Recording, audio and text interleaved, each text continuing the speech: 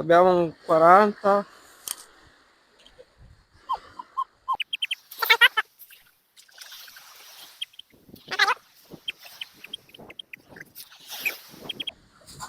Vediamo se riusciamo a recuperarlo, ragazzi.